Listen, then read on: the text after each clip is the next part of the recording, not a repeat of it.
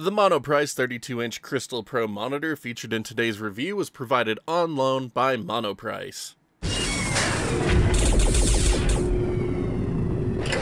Monitors are one of the most essential factors of your setup.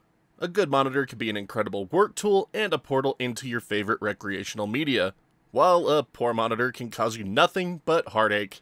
With so many to choose from these days, finding one that is the right fit for your needs can be quite a daunting task. Resolution, screen size, screen type, refresh rate, FreeSync or G-Sync support, color gamut, HDR, and contrast ratio are just a few of the things to consider. And of course, an important factor for many of us is price. That dream monitor can always be yours if you're willing to spend the money for it. But what about those of us who want something more premium at a more affordable cost? Well, Monoprice has an answer for this with their ever-increasing range of monitors.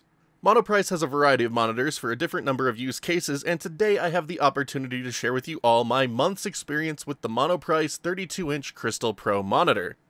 The Crystal Pro comes in a large, nondescript brown box. The Monoprice logo takes up most of the real estate, while a few place stickers let you know the model number and touches of information about the monitor.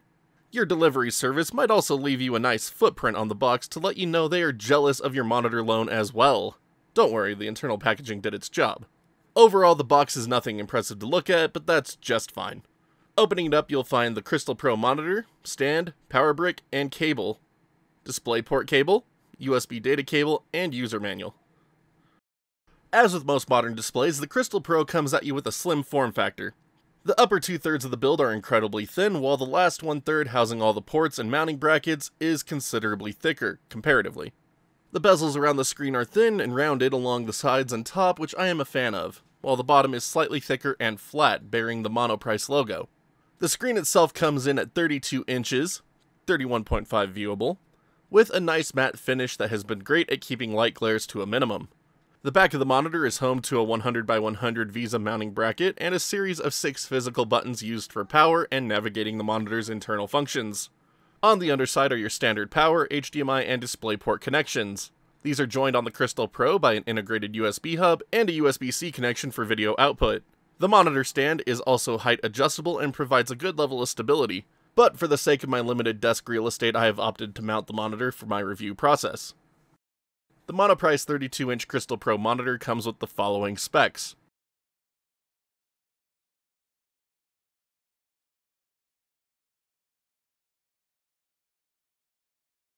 Alright everybody, quick director's note about this next part of the video. I've done my best to try to give you an accurate representation of what this monitor can do, but unfortunately, there's only so much you can do when your main filming equipment is an old camera phone. So, unfortunately, I cannot deliver the accurate experience, at least when it comes to the motion of the monitor itself. There'll be more ghosting in this review video than the actual monitor presents, and again, I'm just not much I can really do about it, but pay attention to more the colors and the contrast, because I tried to get that to show up just as it is on the actual monitor.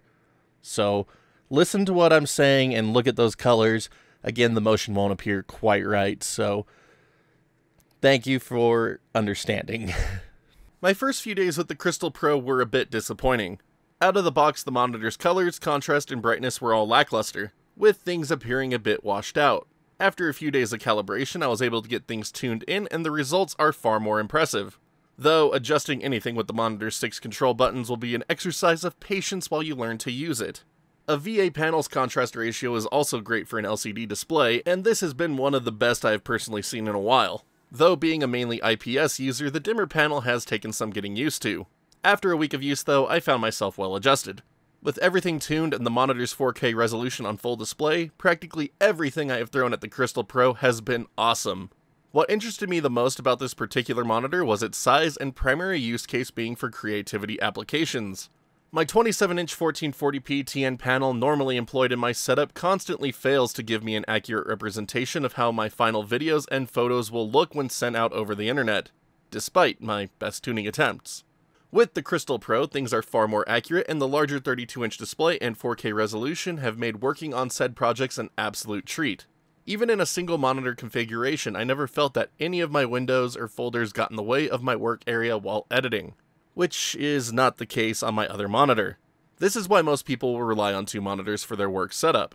But it's important to me that regardless of monitor count, you can easily accomplish your tasks, and the Crystal Pro allows for this with ease. Another benefit to the larger size is that I lean in to see what I am doing far less than before. If things appear too small, you can easily adjust scaling settings within Windows to find a size that works best for you. This has made typing, web browsing, and editing all the more comfortable during extended sessions. The clarity of the screen during such use cases is also considerably better than my other 4K monitor from LG. I can't overstate how nice it is to do fine alignments in my side-by-side videos on the Crystal Pro, and it is probably going to be the thing I miss most about the monitor when the review period ends. But all work and no play makes Ryan a dull boy, so of course I threw the Crystal Pro into my daily gaming routine, and this is when things get a little hit and miss for the monitor. If you are primarily a PC gamer and have the monitor hooked up through its DisplayPort connection, you are going to have a great time. Games appear crisp on the display with my RTX 3080, and the large monitor size and tuned colors make it a true treat. Regardless of the resolution I pushed on it, everything comes across well. This flexibility is always a plus considering many older games don't natively support 4K, or have some serious drawbacks if they do, like a shrunken UI. The monitor tops out at 60Hz, so while this won't be a monitor to consider for heavily invested esports players, it is a good option for your average PC player. Do note that in some rare cases, mostly in 30 FPS gameplay, you may encounter some image ghosting, but nothing extreme or deal-breaking. Moving over to the HDMI-equipped systems was an interesting experience. With the monitor's two built-in HDMI 2.0 ports, you could get a full 4K 60 experience out of systems like the Xbox Series X and PS5. But when I first started my testing, it didn't look great. Playing Apex was a bit of a nightmare actually, with intense screen smearing that would give me a headache after a few minutes. Even hooking up my PC that had already showcased how impressive the monitor could be, succumbed to the same issues with Apex over HDMI. In fact, a number of games showcased the same blurring, and I was ready to write the HDMI side off completely as unusable. But then it magically stopped happening. No more smearing in Apex or other games on PC or Xbox. Literally nothing in the setup has changed. But now the experience is practically flawless, and I will admit I am left scratching my head by it. Regardless, thanks to the monitor's capabilities of handling non-native resolutions well, it has worked great with even native 1080p systems like the Switch, and 720p systems like the Xbox 360, PS3, and Wii U. It has also been a blast hooking up my RetroTink 5X to it with its 1440p output mode and playing a number of classic systems. Again, with 30 FPS content, there could be more noticeable ghosting, but still hardly deal-breaking. Input latency with all the systems I have tested has been fantastic and well under a frame or two, seriously in the realm of unnoticeable. One aspect of the monitor I truly enjoy is its capabilities of handling RGB ranges automatically between devices. This is becoming a more standardized feature on displays it seems, but it makes just playing games a ton easier to not have to worry about mismatches affecting your output quality. Another cool feature that the monitor can do is convert HDR content back into SDR. This is not an HDR monitor, but if you have an HDR source, you can get a good SDR approximation of it, which can be extremely useful in some cases.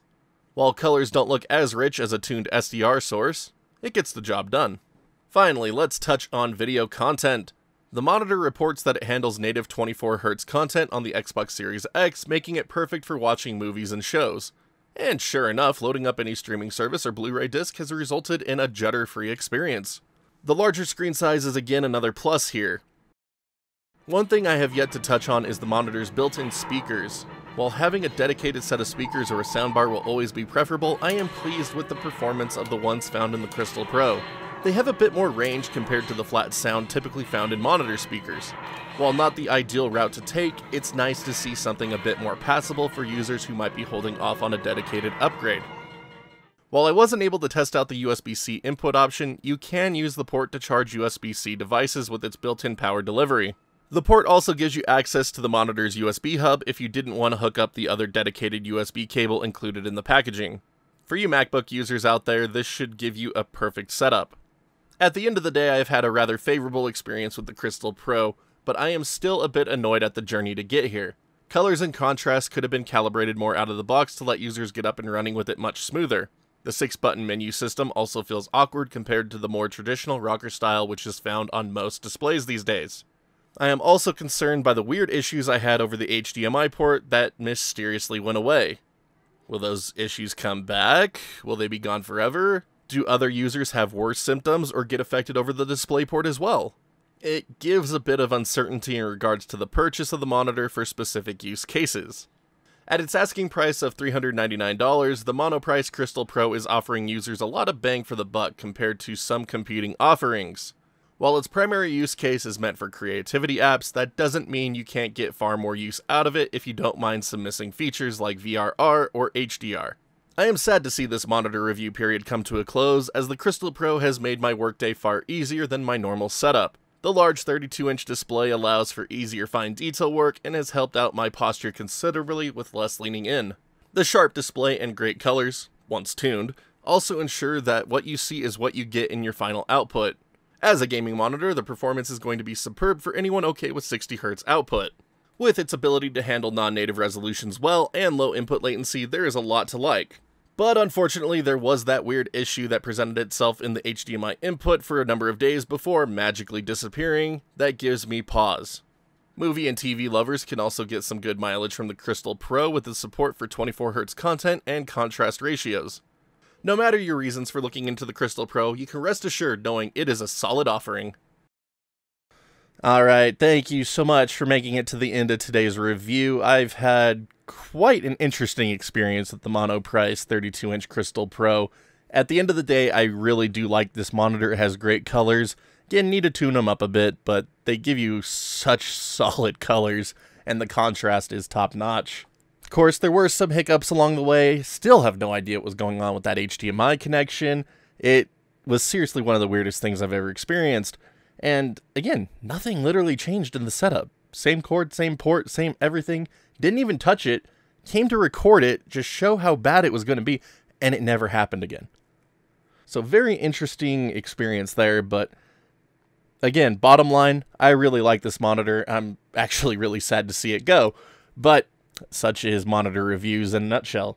But thank you again to Monoprice for sending this one out and letting me check it out, and thanks to all of you for checking out this review.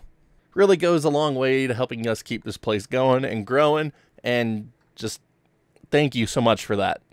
But now, if you could all do me a couple of huge favors here at the end. If you haven't done so already, please hit that thumbs up, thumbs down, just depending on how much you like today's review, and hit that sub button notification bell so you can see when new content goes live on the channel. I have tons coming your way, and I'd love to have you all along for the ride.